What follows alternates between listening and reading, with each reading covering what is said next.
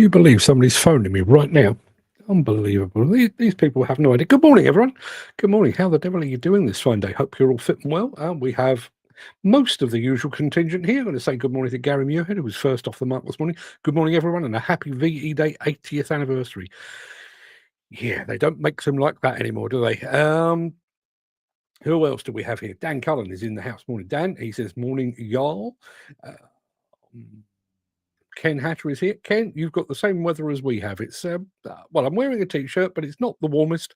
The sun is kind of out, but not entirely convinced with itself. Chris Ford is here as well. Good morning, top men and top women as well, if you happen to be here. Good morning, everyone. No sign of Jim Turner yet, but I'm sure he'll be along at some point in the very near future. Good morning to just about everybody that watches, apart from the bloke that was having a dig at me over on LinkedIn this morning, who is now blocked. Apparently doesn't like my negative attitude. Stop watching then. It's quite easy. Complete parts and equipment over on Instagram have just turned up as well. Good morning to you over on Instagram. Lots of other people with names I can't pronounce, but yeah, good morning, everyone. We've got a packed show as ever today. And it does include a couple of fairly long films. We've got one of about 6 minutes, I think, from Case.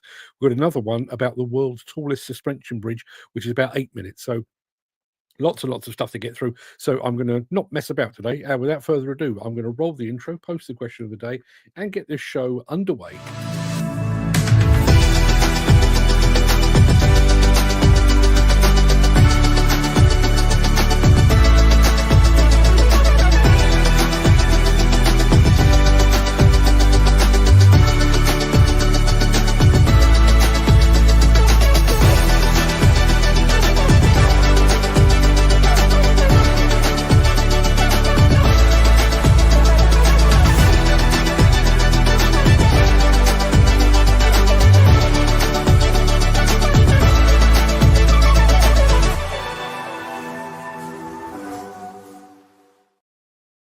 It is Thursday, the 8th of May. Good morning to you. Welcome to the Breakfast Show. I am your host, Mark Anthony, the Walrus of Demolition, the Lord High Chancellor of live streaming, the most negative man on LinkedIn, apparently. Who the hell knew? In today's show, how Case made an impact. It's an impact with a capital I. You know. XCMG unveils its latest telescopic handler. We're off to China to see the construction of the world's tallest suspension bridge. And in our latest Bauma stand tour, we're checking out both Sumitomo and MST. 2 for the price of 1 today. Plus, in my morning monologue today, the fuel crisis that no one is talking about. It's not quite as it seems. But before we get to all that, we do have the small matter of today's mystery machine to attend to. So let me play you this.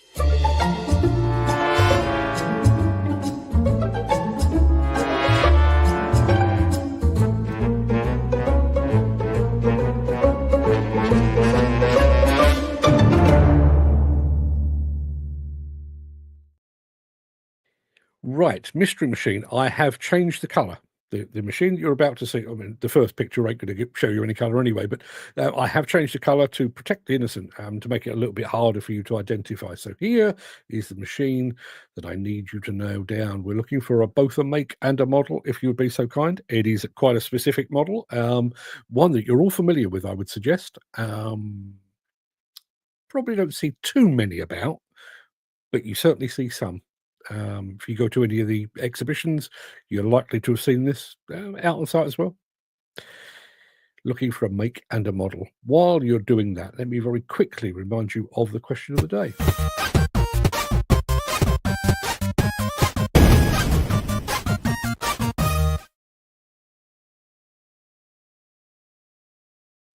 Yeah. Question of the day. Even though I'm a keyboard jockey, I've spent long enough around demolition and construction to understand what life is really like on site. But what about those that haven't? So our question of the day today is this. What is the one thing about your job, not mine, but your job, that people outside the industry will never understand? I can tell you mine.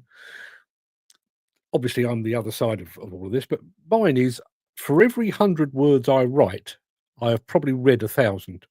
If I produce an hour-long show, which I do each day, I'll probably watch 3 or 4 hours of other people doing precisely the same. All part of the learning curve. That's the secret sauce in where I am. But what about you guys? Now, Dan Cullen, straight in, says, how dedicated to the work, and it's more than pulling levers. Yes, it is. Yes, it is. Even setting aside the understanding of all things related to legislation and environment and safety and everything else, just the very process of actually doing the job and understanding geology or structural engineering or whatever it might be, very, very important that you know all that. Chris Ford, along the same line, says, question today, people don't understand how complicated it is. They still think you just hit it anywhere with a hammer. Not true at all. Not true at all. So back to the mystery machine. That's what it looks like. We've got Dan Cullen reckons it could be a CAT 966M. It is not. It is also not a JCB 457. It doesn't matter whether Chris says it or whether Dan says it. It's neither of those. It is not a JCB 457. Let me show you a bit more. There's a bit of cab. As I said, the machine has been changed, or the color of the machine has been changed. While you're mulling that over, Jim Turner has arrived. We can start the show properly. Jim, yeah, obviously you've missed the free money and the dancing girls, which we all often do very early in the show. But good morning to you. Thank you very much indeed for joining us. Today's morning monologue. It's called the fuel crisis that nobody's talking about, but it's about what Jim refers to as snap. Yeah, it is. So there is the machine I need you to identify. If you would be so kind, make a model while you're mulling that over. Let me do this.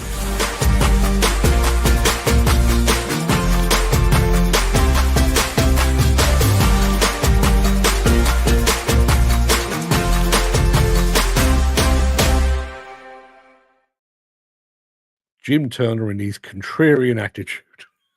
Question of the day. Everybody was saying people don't realise how complicated it is, how precise you have to be. Jim Turner, people don't understand how bloody easy it is. Thanks, Jim. And Mark Whiting is here as well. He too missed the free money and the dancing girls. Maybe another time. Let's have a look. Mystery machine, we've got that. Dan Cullen reckons it could be a case 1121G. It's not, but you're not a million miles away. Keep the guesses coming in. Well, somebody else just popped in there. Let's have a look. Chris Ford reckons it could be a case 821G. You're even closer still. It's not. Let me show you a smidgen more. There you are. As I say, not the natural color. See what you can come up with. Garvin at Mostly Diggers has just joined us as well, and Constructive Addiction has just joined us over on Instagram as well. So good morning to everybody. Let me take that away because yeah. So Bauma, you remember, it's quite a big deal. Bauma Case took the opportunity to unleash upon the world a concept machine called Impact. Doesn't have a number. It's called Impact, and this is a story about impact.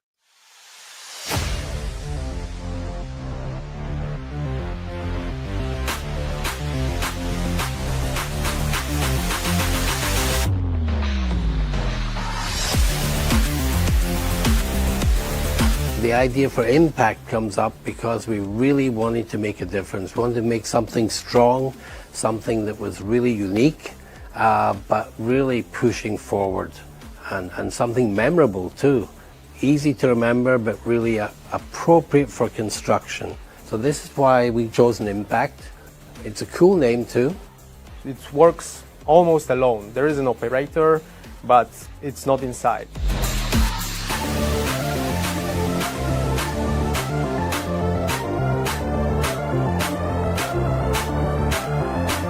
The inspiration is coming from the eagle that is hunting. So those are like simplified version of his claws that are like almost catching the prey. And we tried to find the inspiration in the environment where the machine works. So we thought about the rocks in the quarries. We wanted to create contrast between something beautiful and something really, really rough. So we thought about geode that from outside looks like really rough and shape that is not so defined, and once it's broken, inside you find the beautiful crystals.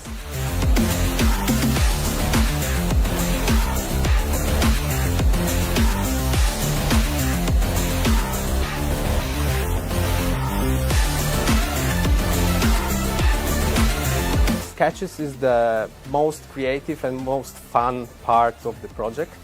We take all the details from all the kickoff meetings and we transfer them to the blank sheet of paper or into the Photoshop.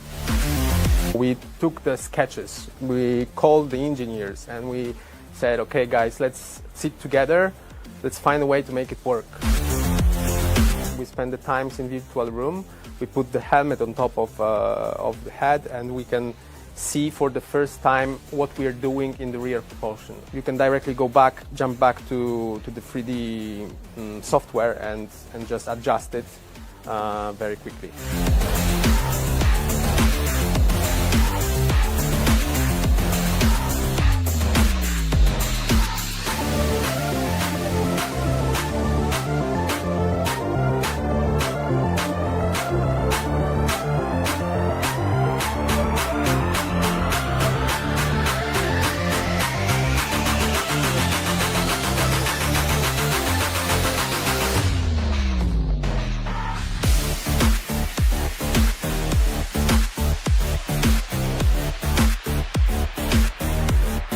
The assembly test is the moment where we put everything together. For the first time you see your baby that is growing, but it's still very rough. And this is the last moment when you can still fine-tune your design. There is always a possibility that there is something that you don't like. If you want to make it perfect, this is the moment that you can still touch something, still can go back to 3D, or make it by hand by the specialized people and adjust the vehicle.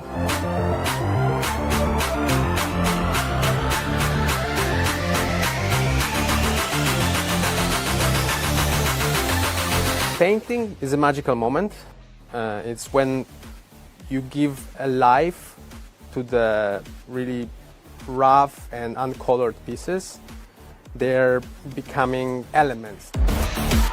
Impact Orange is a very deep orange color that has been chosen especially for this project. Actually, we really wanted to make it different and outstanding. We didn't want to make it disappear in the crowd. Certainly myself and my team, I mean, it's been just such a great pleasure to work on this. It's a joy and we're really proud of it, and I think you'll like it when you see it.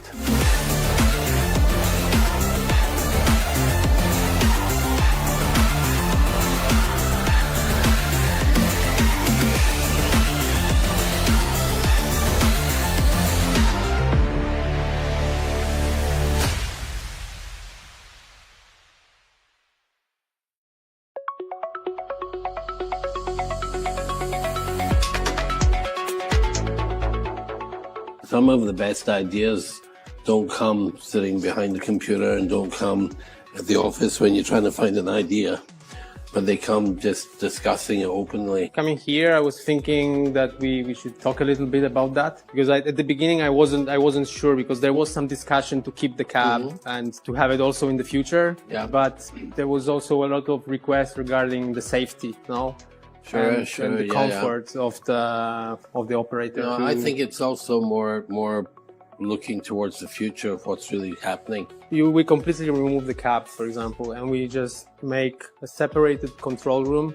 Right now we are in this situation, no? So we have this cab and we know this proportion. No? Yeah. We know how it looks like. This is it.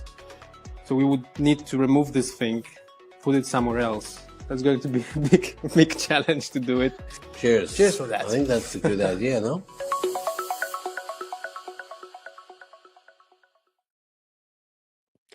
All of that into a prototype. Astonishing, right? I am going to say a very quick good morning to Peter McKenna. Peter, are you back home again? Are you fitting well? What's the score? Let us know. Dan Cullen enjoying the colour. Obviously, that was Case, our mystery machine. Also Case, just by sheer coincidence. And man alive, did you go through the entire range, basically. Dan Cullen started things off with the Case 1121G. Chris Ford countered with the 821G, the 851G. Dan came back with the 621G and the 521G rather. Chris also went for the 421G. Dan Cullen went for the 421G. there. Chris Ford went for the Case 921G and then asked, have we covered them all? Apparently not, because Dan also went for the 621 and the 821F, none of which was correct, but this one was. Chris Ford, you've got yourself another win, second of the month. It is, in fact, the 721G. Let me show it to you, just to prove that I'm not lying and that Chris is not barking up the wrong tree. There it is. Let me get Chris out of the way. There it is. It is the Case 721G. It's the XR version, but what difference does that make? Chris Ford, you've got yourself 3 points. You are now, let me have a look. 1, 2. Yeah, you are joint top of the leaderboard. Congratulations. Well done. Well spotted. Very good indeed. Dinosaur Official just joined us over on Instagram. Good morning to you folks. Shame I didn't get to catch up with you at Bauma, because love your work, fellas. Let's have a look. What have we got here? Dan, kind of going back to the impact thing is, will these come into fruition is the question. Who knows? It's a bit of a mixed bag with Case, I would say. We saw the Project Tetra, which was a real highfalutin futuristic wheel loader, which to the best of my knowledge never actually made it off the drawing board. We saw that at Bauma in probably 2016 or maybe 2019. But they also introduced the project. They refer to it as the Zeus. We prefer Zeus because it's named after a Greek god, and that did it made it from concept into real machine. So, yeah, who knows? They say don't cast a clout till May is out, and I'm freezing. Yeah, I'm not the warmest either. I had a bit of a mixed one yesterday. I was wearing a pair of shorts and a hoodie because I was both hot and cold. Chris, Dan rather says, well done, Chris. We almost went through them all. I think you did. Let's have a look. They look a civilized pair. Quick chat over a pint of lager. Yeah. All of the best work is done over a pint of lager, surely. And now going back to our question of the day, which is, as you are well aware, what is it that people outside this industry do not understand? Jim Turner says, our job is easy. I get paid well for doing something I'd be doing even if I didn't need to work. We get paid to play on machinery all day. I'm more relaxed working machine than I'm sitting at home on my settee. See, now, is that a good selling point for the younger generation? Not only will you be well paid and stuff, it's quite good fun. Are we telling them that? I wonder. Dan Cullen says, I got Case on the first shout. He didn't help though. Didn't help at all. We've still got more to come. We're off to see XCMG. We've got 2 bits of Chinese today. Given the way that Chinese works, we'll probably fancy a third after we've had the second one. But here we go. We'll be back after If you are this. enjoying this episode, please consider supporting the show. You can leave us a tip at buymeacoffee.com/demolition news. Peter says, apropos of nothing apart from, never cast a clout till May is out, there has been snow in June in Buxton, Derbyshire in the past. There absolutely has, and I can tell you, I've seen snow at the Hillhead exhibition. Haribo Star Mix over on Instagram says, only 2 viewers. I'm looking at 3 over on Instagram. There's a lot more over on Facebook. There's more on LinkedIn. There's more on YouTube. Don't be so rude. Let's have a look. What have we got? Yeah, XCMG, new telescopic handler. Let's take a look.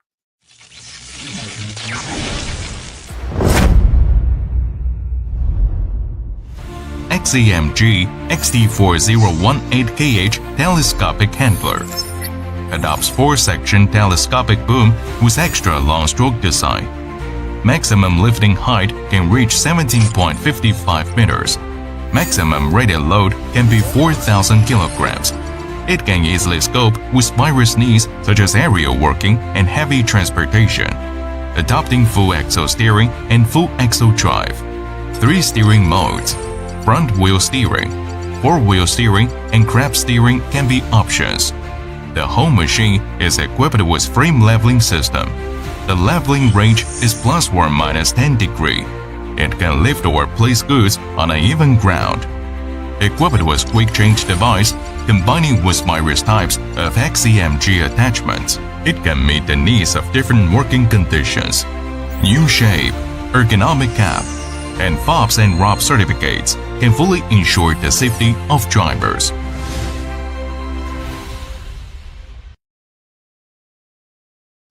Fourth biggest manufacturer of construction equipment in the world, probably invested millions to bring that machine to fruition. And they put out a video which is barely English, and rather than using the word optional, they have gone for optious. Yes, these features are optious. Just spend the money, fellas. For love of God. Dan Cullen going back to my question of the day. I'd be totally lost without the love for what I do. I live to work and meet new people. It's meeting like-minded individuals that makes my day. Yeah, you and me both, my friend. You and me both. And Dan also says that looks similar to the Dici. It does indeed look similar to the Dici. Not that the Chinese would ever copy anyone, because, perish the thought. Hold that thought about the Chinese, because we're off there and again in a second after this. Since the finance bill came into effect in April, the construction industry has seen a surge of fuel thefts. The rising cost of living has placed an additional risk of theft by employees and contractors, as well as opportunistic thieves. By using diesel dye and placing warnings of its use, you are sending a clear message that this is your fuel.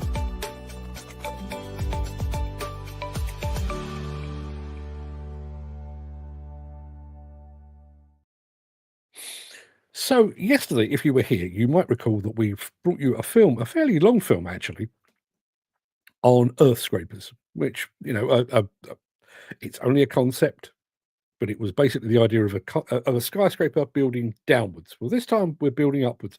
I think based on the fact that you enjoyed that, and it was a bit of a discussion point, I thought I'd go and search for something else, another sort of engineering feat to focus on. And I found just the thing I was looking for. It's on my hard drive. It is the world's tallest suspension bridge, which is currently under construction in China. And if you bear with me for 2 seconds while I dig it off my hard drive, it is here somewhere. Here we go. Let me bring that to you now. Now, I tell you now, this film is about 8 minutes long, but it's worth it. Take a look. In this video, we explore one of modern engineering's most breathtaking achievements, the Hujiang Grand Canyon Bridge in Guizhou Province, China.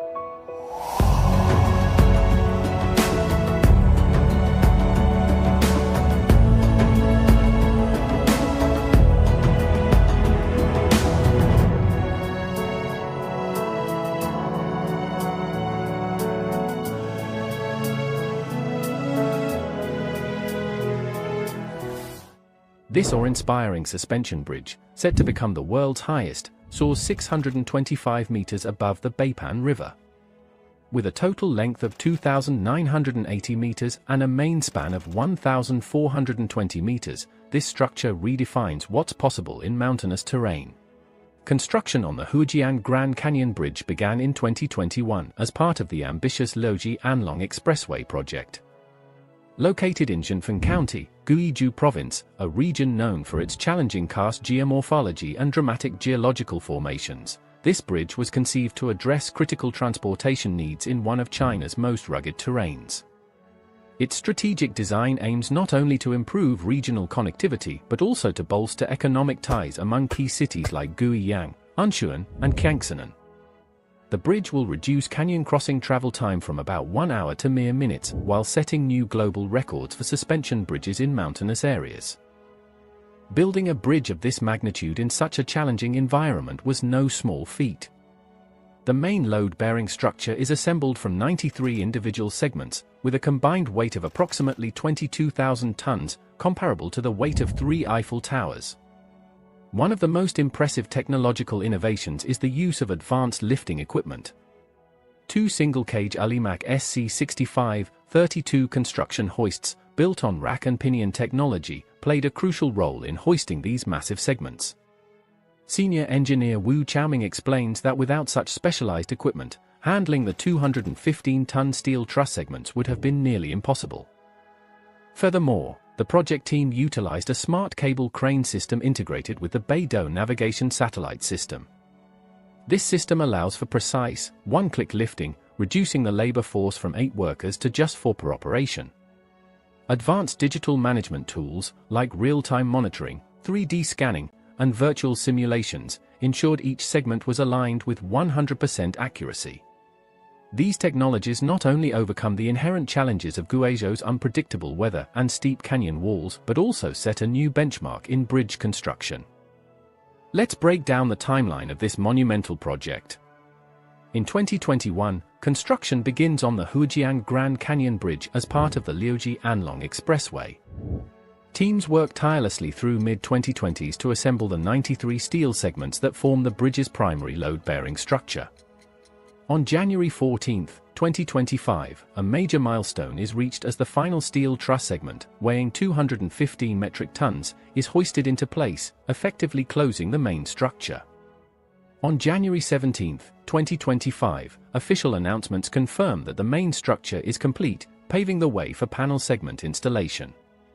Post-Chinese New Year 2025, the focus shifts to installing panel segments between the trusses using cutting-edge digital management tools.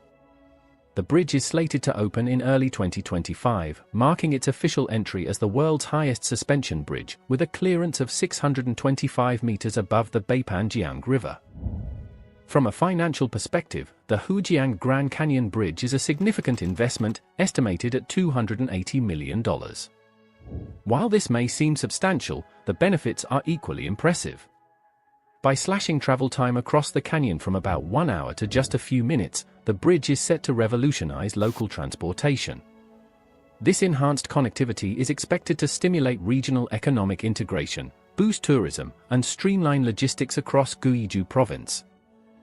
In addition to saving commuters time and fuel, the bridge's capacity to attract tourism, especially to nearby attractions like the famous Huangguoshu waterfall, will inject substantial economic value into the local area.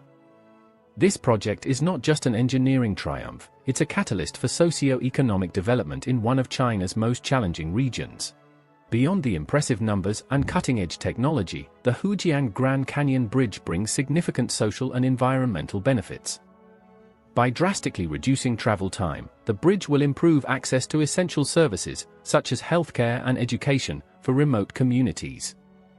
It will also revitalize rural areas by providing easier access to markets and regional centers, fostering greater social inclusion and economic equity.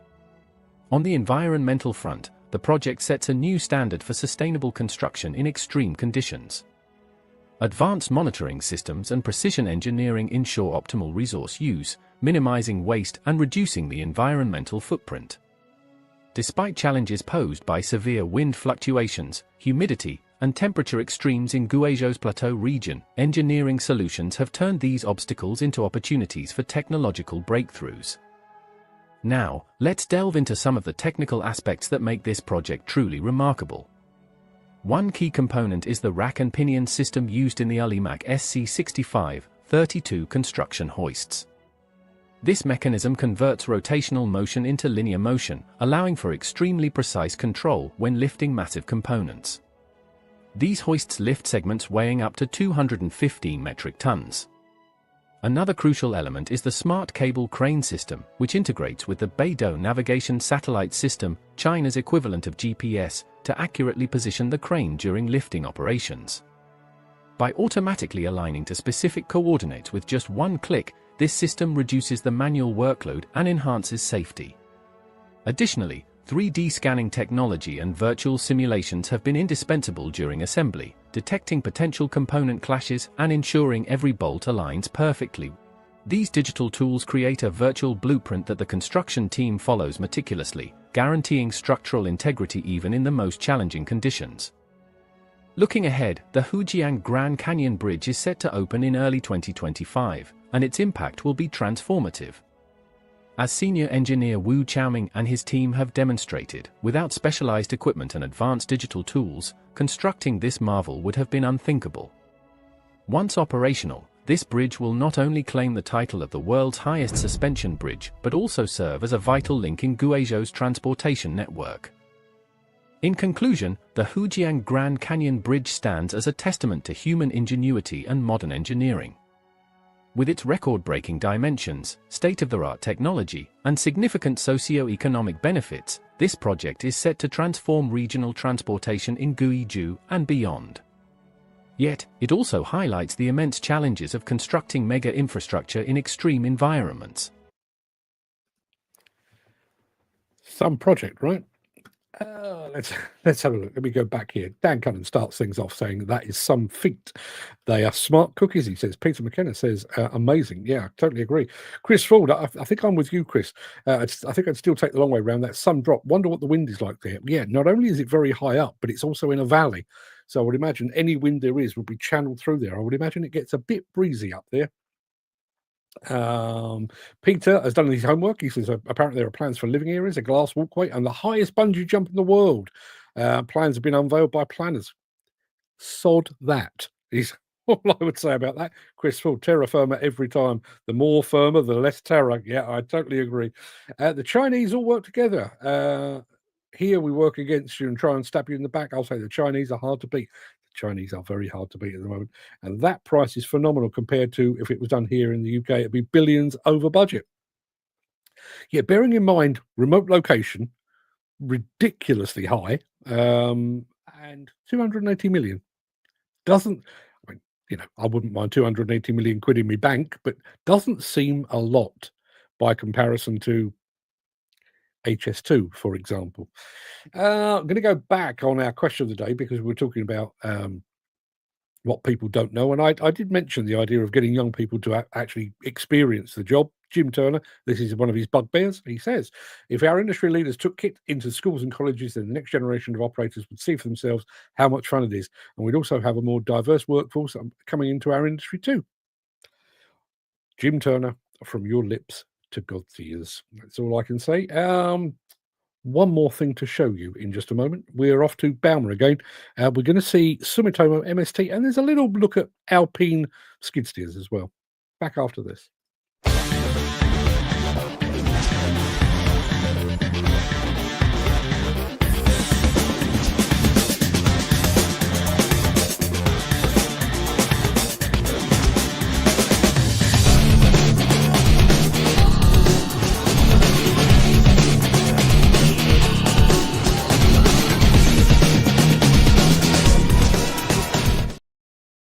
I think that is a very valid point from Jim Turner there. Great test bed for their technology before exporting to the rest of the world.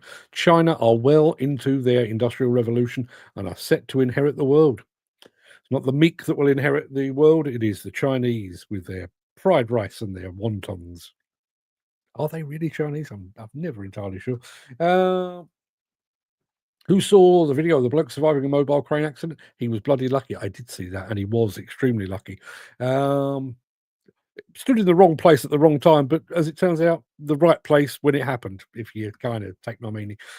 Yes, we're going back to Bauma, and we're doing so, well, we've got a bit of a triple, bit of a hat trick this time. We're going to Sumitomo, we're going to MST, and there's a little glimpse of Alpine as well. So sit back and enjoy. Welcome back to the Breakfast Show at Bauma. Couple of unusual stands for you now. First off, we're going to show you Sumitomo. It's obviously a brand that's been badged over the years, but this time they're here under their own banner. We're going to take a look at them, and then we're going to head on over to MST as well. So stick around.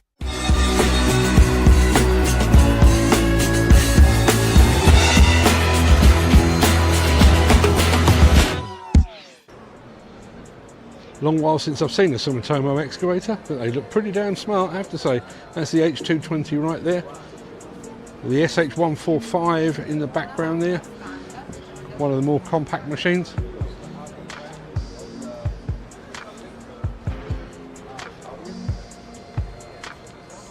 And the SH360, another really nice looking machine.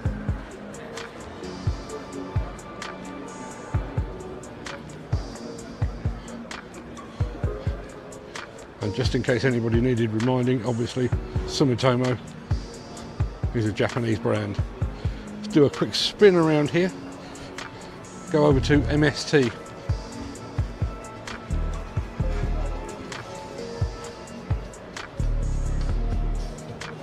I have to say, one of the attractions of doing these international shows is getting to see up close brands that you don't get to see particularly often. So backhoe loader from MST, 644S. I have to say, that's a chunky looking machine. Look at the tyres on that. That's a corker. All right, let's go around past the excavator, the M220 LC.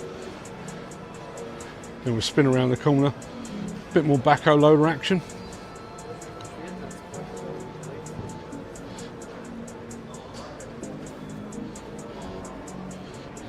Try not to hit the locals on the head.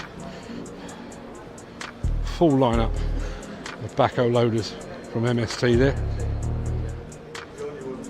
And we'll go around the other side to see a little bit more.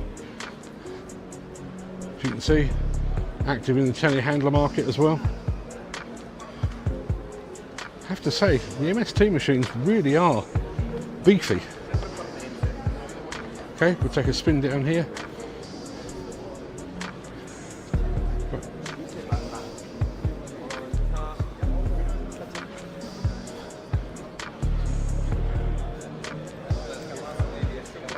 A little bit more MST.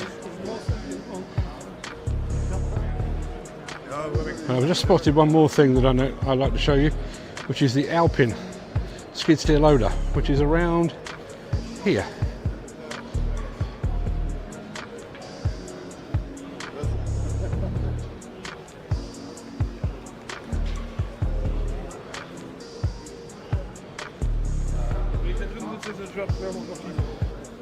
Real low profile machine there. I'm guessing that's for underground work.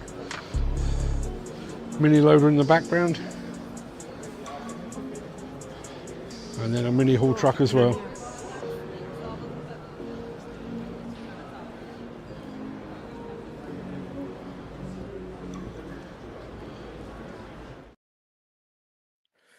So there you are. I have to say, MST, very impressed. Turkish, just in case you were wondering.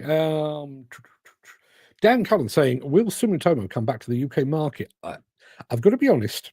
And I think David Phillips at Off Highway Research is watching over on LinkedIn. I don't actually know this, but obviously Sumitomo used to badge their machines for other brands as well. Are Sumitomo actually active in the UK market, but under a different name? I don't know the answer to that. If David Phillips is watching, perhaps he would care to shed some light upon it.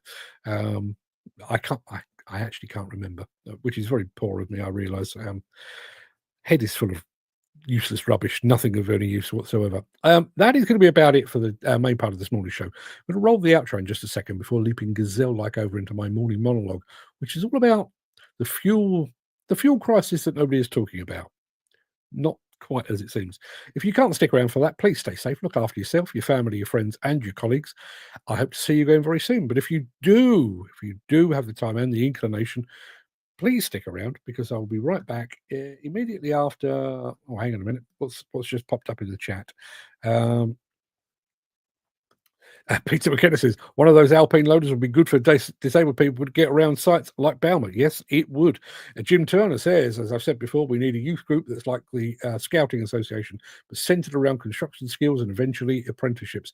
The apprenticeship could actually be done by the time the kids were at school leaving age, meaning they could drop into a well-paid job by 16 years of age.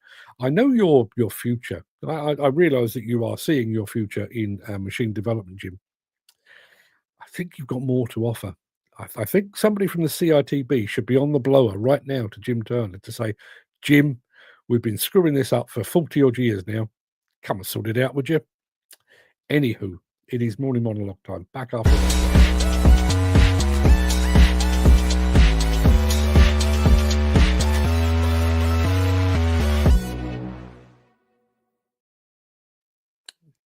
Demolition and construction companies claim that their workers are their greatest asset. So explain this. A company will spend hundreds of thousands of pounds on a new excavator. Over the next few years, they will lavish that machine with the finest fuels and lubricants money can buy.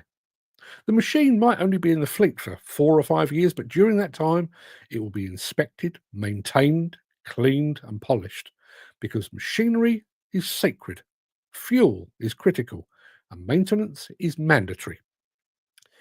Now consider the operator in the cab. Over the course of his or her career, they will cost as much as that excavator, and they'll potentially stick around for 20 or 30 years. Yet they are fueled by whatever they can grab on the go.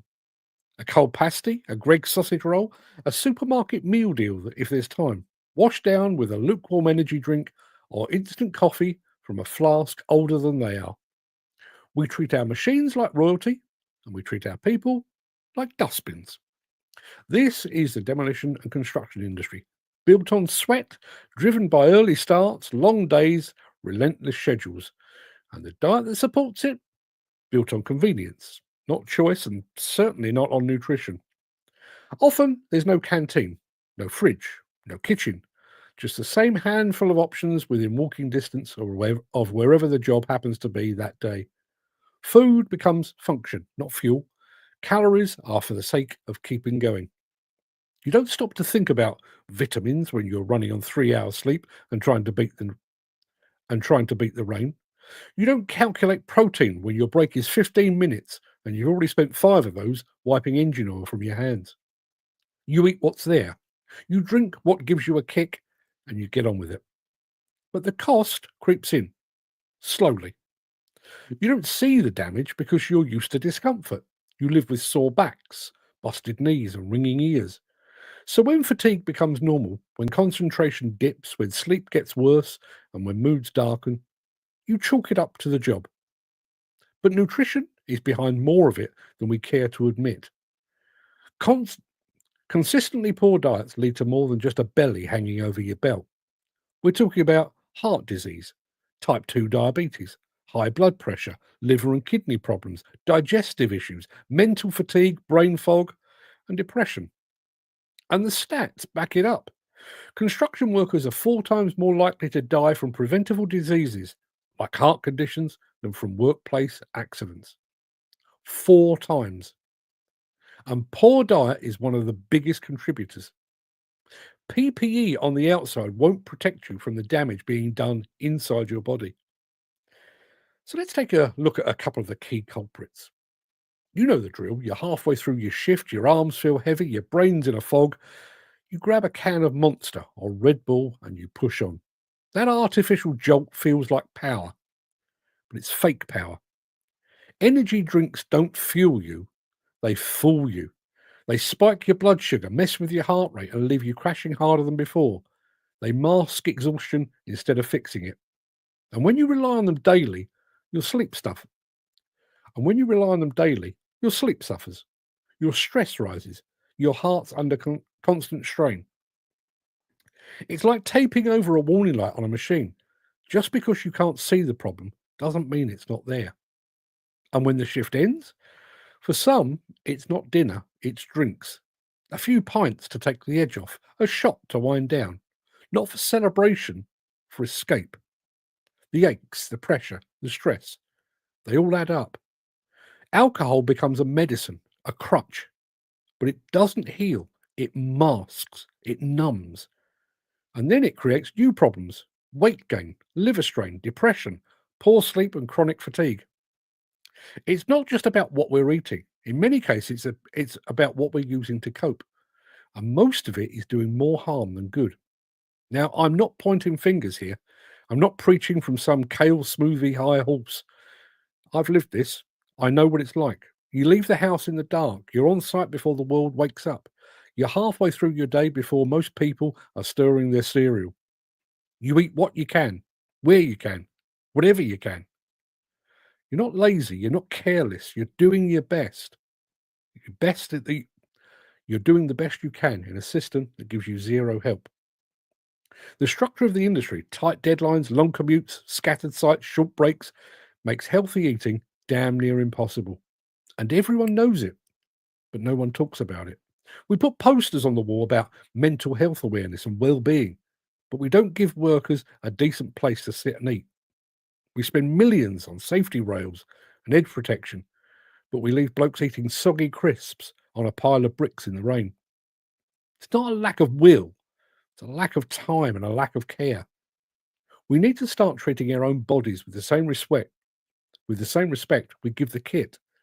Because this work doesn't just demand physical strength, it demands endurance, clarity, focus, health. We've lost too many good people too soon. Heart attacks in their 50s, diabetes by the time they're 40, chronic illnesses that forces retirement before they're ready. Not because they didn't work hard, but because they were fueled by garbage. And this isn't about vanity or six packs. It's about staying alive. It's about being well enough to enjoy your family at the weekend. It's about being around long enough to see your kids grow up. You wouldn't dump cheap oil in a top of the line machine. So why do we do it to ourselves?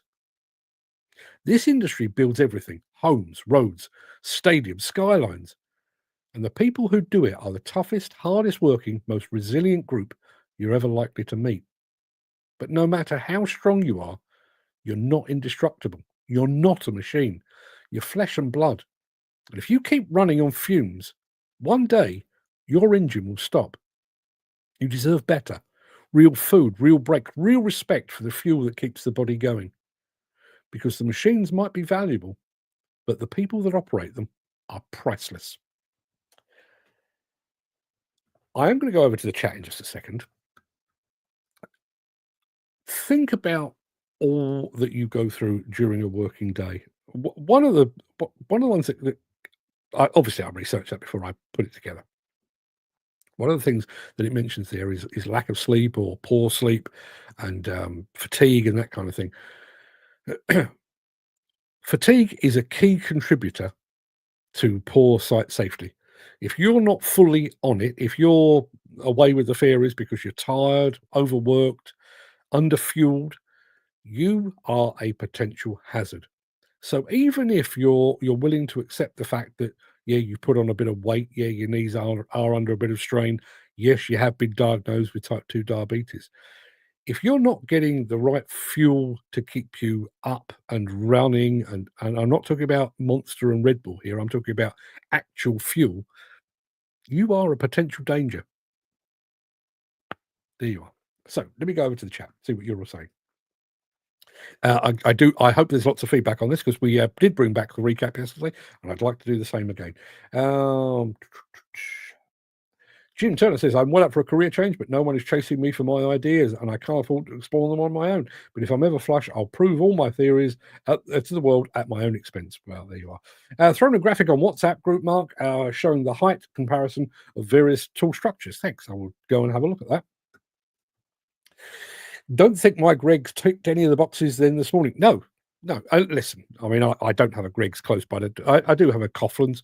Their donuts are fantastic. Their sausage rolls, only cold. I don't eat hot sausage rolls. Let's not go there. They're lovely. Yeah, listen, and there's a cafe down the road, does a lovely bacon sandwich and a lovely bacon roll and all of that. Listen, I am preaching from a point of knowledge. I have type 2 diabetes, entirely self-inflicted by piss poor diet. I'm a self-confessed chocoholic. I love junk food. If it doesn't come with chips, I want to know why. And as a result, I am now a man of 60 years old who is taking 7 tablets a day for blood pressure and diabetes and all that kind of thing. If I'd been a little more sensible when I was a little bit younger, that would not be the case. Now, taking 7 tablets a day is not the end of the world, but it is wholly avoidable. And it's wholly avoidable purely by diet. And I will recount this. One of my wife's friends got married quite some years ago. And this was back when I could still drink at a semi-professional level. And I don't even know what possessed us, but me and a mate of mine were at the wedding and we decided lager's a bit heavy, and we'll be in and out the loo all night. So we decided we'll have the evening drinking vodka and Red Bull. Tasted fine. I mean, I'm not the biggest fan of Red Bull, but it tasted fine. I was, I don't know, 2 o'clock in the morning. I was laying in bed, pretty convinced that I was about to die. I was having heart palpitations so badly. I was just waiting basically for a popping sound to say that my heart had packed up, and then that was going to be it. Curtains closed, me, game over. That's not good. That's not good. And listen, I know operators that do precisely that thing. They're on their way to work. It's an early start, and some of it I think is habit. I mean, I get up in the morning now, and I have 1 cup of coffee, and then I'm on tea for the rest of the day. It's only habit. Are you really so tired that you want a Red Bull, or is it just the thing that you do on the way to work? Often it is just the thing you do on the way to work, but it will take its toll. It will unquestionably take its toll. Jim Turner says, I'm 6'1". I can vouch for that. He is 6'1" and over 20 stone. So obviously classed as a beast, but I do eat well. So far today, I've had ginger root, cinnamon, honey, and a snap box full of salad. Another yogurt for dinner, ginger root and cinnamon in my 2-litre fizzy water to last all day. Then more ginger and cinnamon when I get in, before I drink tea or alcohol. Well done to you. Well done to you. I mean, this is not a, trust me, Jim, this is not a dig because you're 6'1" and over 20 stone. I don't pick on people of that size. How are you 20 stone if you're living on salads and ginger root and cinnamon? There must be something going on there. Does that mean that you have a properly big dinner when you finally sit down? I don't know.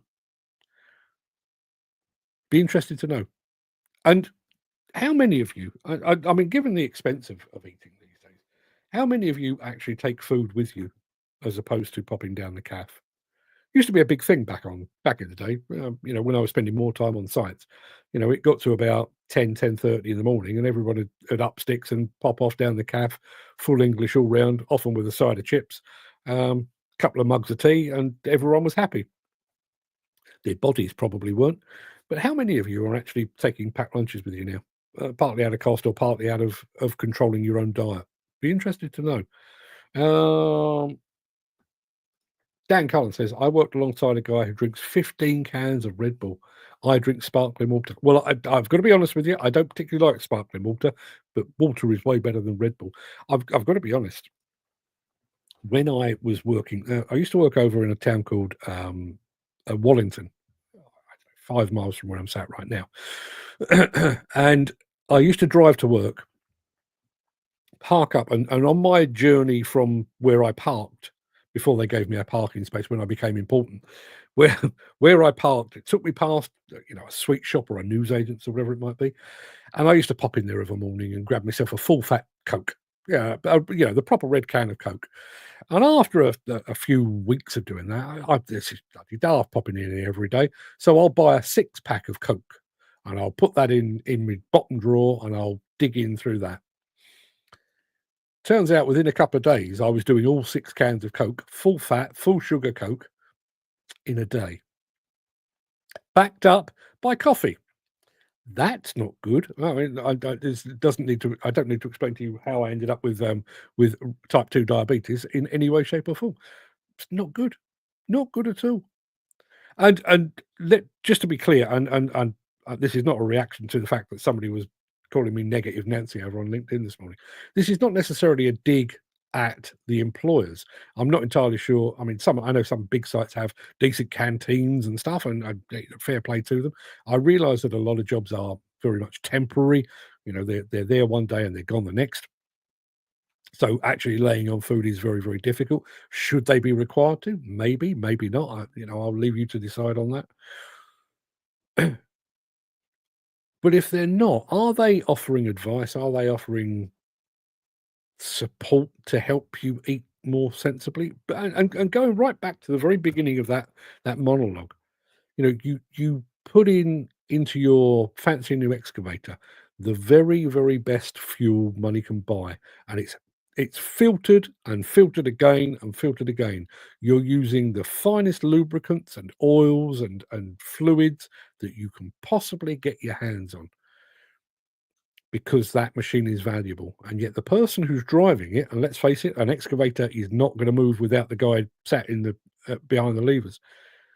You're leaving him or her to eat and drink pretty much what they want. And the crazy thing is, and I did highlight that, if you buy a machine, the chance, what are you going to run it for? Generally, in a major contractor, 4 years, 5 years, maybe 6. If you keep your nose clean as an employee, you could be with that same company for 30, possibly even 40 years, possibly even longer than that.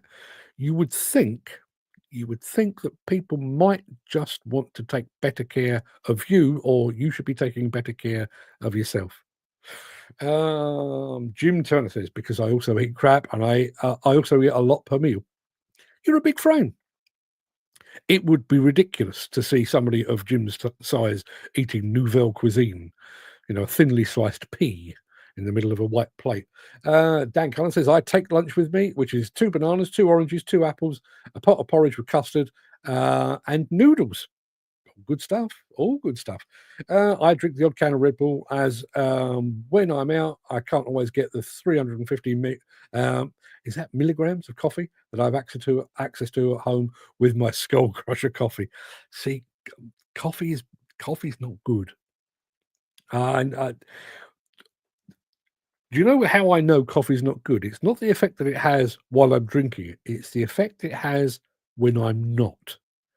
If I lay off coffee for 2, sometimes 3 days, I get the headache. I mean, almost like migraine level headache. No excuse. And I mean, bearing in mind, I know that is the case.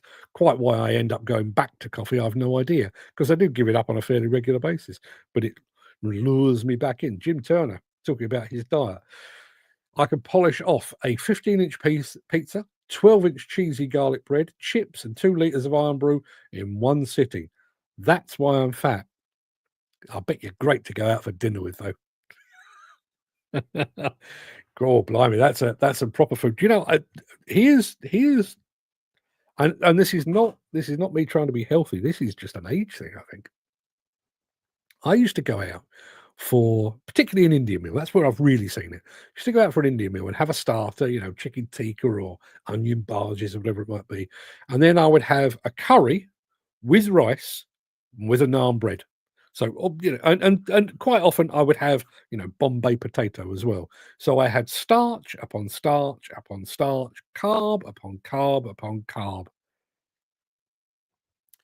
Now I have to skip the starter because I don't have the capacity.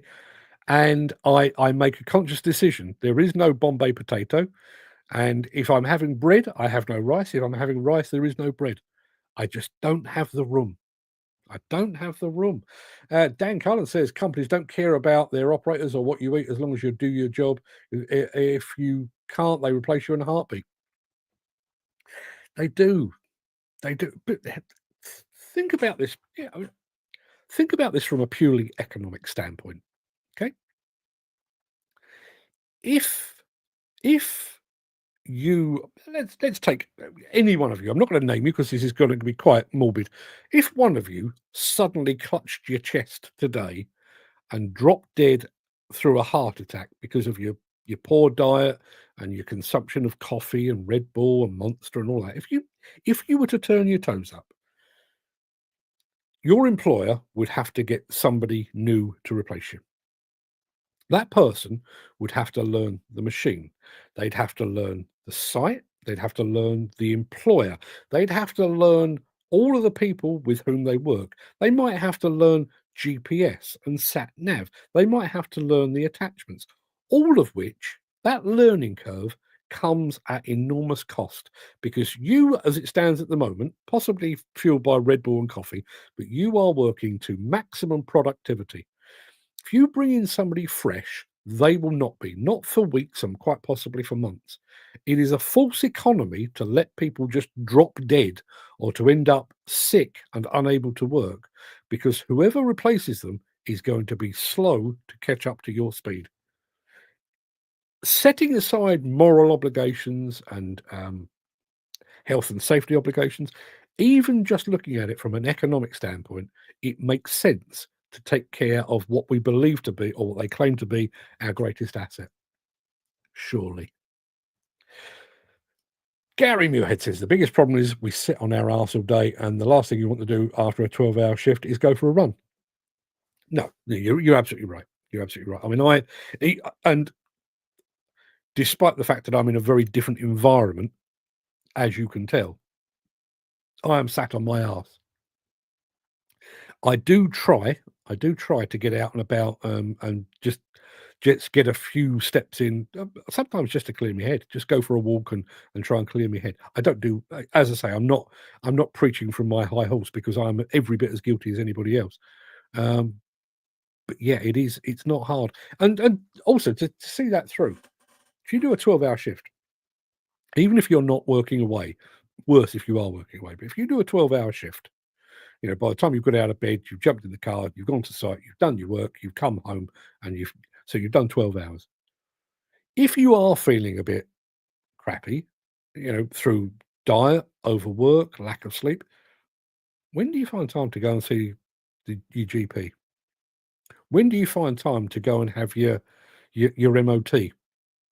Whether that's somebody checking your heart, checking your liver, checking your kidneys or whatever it might be, or somebody going in through your back door to make sure your prostate's as it should be. When do you find time to do that? Truth is, you don't. So not only have you got health issues that are stemming from the way in which we all eat and drink and the lack of nutrition that we're taking on board, but it goes back to what I was saying about, you know, putting tape over a warning light. Even if you have warning lights, what are you going to do about it? You know, if you do feel a bit tight in the chest, if you do feel a bit breathless, you know, I don't know, you go for a pee and there's a bit of blood in it. I'd like to think we'd all stop and go and make an appointment to go and see the doctor, but do we? Honestly, do we? Because my guess is we probably don't. Peter McKenna says caffeine has different effects on everyone, just like most drugs. People have different tolerances. The important word in what you've just said there, Peter, is drugs, because that's what caffeine is. Let's make no bones about it. It is a drug. It is a stimulant. Should you really? But what is it they say on all the packets of pills and potions? Not to be taken while operating heavy machinery. And yet we're quite happy to fill ourselves up with stimulants that mask tiredness and fatigue, that give us a boost, and then jump behind the wheel, levers, take your pick, of an excavator or a dozer or a dump truck. Is that a good idea, do you think? Gary Muirhead says, Christ, Jim, I wouldn't want to keep you for a day, never mind a week with all that grub. Dan Cullen says, I used to eat 2 double cheeseburgers, 2 curry chips, and 2 litres of 2-litre bottle of Fanta. I guess that is. Stopped. Love a good curry chip. Yeah, so do I. My wife said to me, it doesn't matter where she sits in the living room, she's always beside me. I've never heard that before. That's very good. I do like that. Jim Turner says, I do sit my arse all day. Not always as I was raking tarmac yesterday, taking timber fences down this morning. But when I finish on site, I start work at my place, often handballing a couple of ton of rubble, digging holes, planting trees, fencing, hand digging, drainage, usually for at least 3 hours most evenings. Yeah, I mean, for those of you that have met him, and I know several of you have, Jim is a big fella, but you're one of those people. I wouldn't look at Jim and say, he's a fat fella. You notice how I toned down my language. I wouldn't. He's what I'd describe as a big bloke. He's a big bloke. Same as, do you remember seeing that in the newspapers? It must be 4 or 5 years ago, where they were talking about the England rugby team, who were all clinically classified as obese. They were man mountains, is what they were.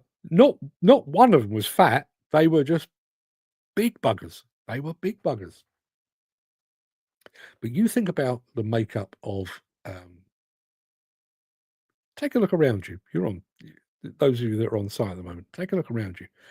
What is the general body shape that you're seeing among your co-workers? I know there are exceptions. We've got people like Steve Williamson, who is, I've seen more meat on a butcher's pencil. He's like a whippet of a fella. But most people in this game carrying a bit, aren't they? Bit hanging, bit of overhang, bit of muffin tops over the belt, high vis that doesn't quite do up. It's kind of the makeup, isn't it? And that doesn't happen by accident. You know, nobody is born that way. That comes through lifestyle, and more specifically through food and lack of exercise, basically. I'd describe Jim as a horse of a man. I don't know him well enough to describe him as a horse of a man, but I'm sure it's very impressive. Jim, please don't send me photographs, but Jim, a horse of a man. I think that's meant as a compliment. Just so you know, I think that's meant as a compliment. Righto, people. I think that will do us. I'm off to eat some kale. I hate kale, but I'm off to ingest something healthy to make sure that I'm here tomorrow. I've tried every kind of diet and didn't seem to work. Who remembers the Atkins diet? I do remember the Atkins diet. My wife went through the Atkins diet. But isn't the Atkins diet the one where the guy that actually founded the Atkins diet ended up dying from it? I may have that wrong, but I'm fairly sure that was the case. Yeah. Yeah. Okay, people, enough. Jesus, if only that was true. Listen, your secret's safe with me, Jim. Not a problem at all. Anyway, people, go and have a fantastic day. Do look after yourselves because, you know, maybe I was being mercenary with the morning monologue today. Maybe I just don't want anybody turning their toes up because I need the audience numbers. You never know. I might be that kind of guy. Well, they look amazing machines, not the shit that some Chinese brands are. What does? Is that MST? Don't know. That one's coming out of left field, and I think probably got stuck up the pipe somewhere. So I don't know what Peter's referring to there. Anyway, people, as I say, I'm walking out the door to go and have a healthy shake or something like that. There you go. That's my healthy shake for the day. See you tomorrow. Until then, have a good one.